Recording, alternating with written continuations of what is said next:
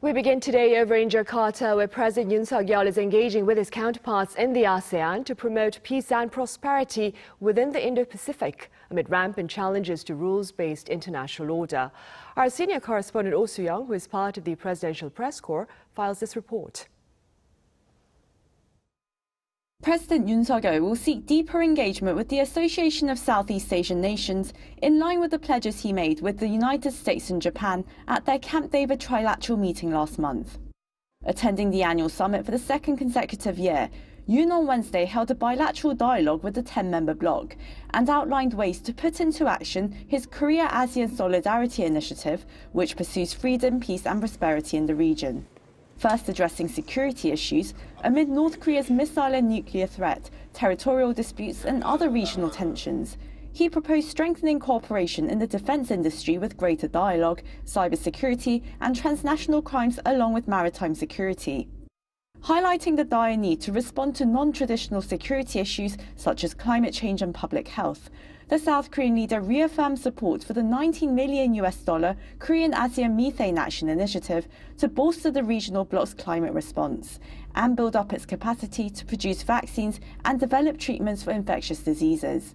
The meeting in Jakarta marks Yoon's first multilateral conference since the Camp David summit last month, where the leader agreed with his US and Japanese counterparts to coordinate their engagement and development assistance to ASEAN and other Indo-Pacific players. 지난 8월 캠프데이비드 정상회의를 계기로 한미일 협력의 새로운 시대가 열렸습니다. 한미일 3국은 아세안이 주도하는 지역 구조에 대한 전적인 지지를 바탕으로 각국의 인태 전략을 조율하고 신규 협력 분야를 발굴해 나아가기로 했습니다. 이를 위해 연례 한미일 인도-태평양 대화를 발족하고 아세안과 태평양 도서국의 해양 안보 역량을 지원하는 한미일 해양 안보 협력 프레임워크를 새롭게 출범시켰습니다. Yoon also presented ways to strengthen economic links with the ASEAN, Korea's second-largest export market, with a flagship program to promote collaborations between Korean and ASEAN youth on digital technologies and artificial intelligence. He will later in the day attend an AI festa for the future generation to kickstart such efforts. Seoul will also continue its contribution to the sustainable development of Mekong countries. On that note, the South Korean leader further highlighted Seoul's potential to share its own development experience with many maritime countries, including in the ASEAN, through the 2030 World Expo, which Korea is hoping to host in Busan City.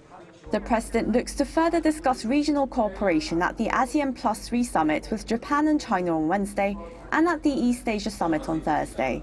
While Beijing will be represented by Premier Li Chang instead of President Xi Jinping, the South Korean leader hopes to host a trilateral summit along with Tokyo within the year.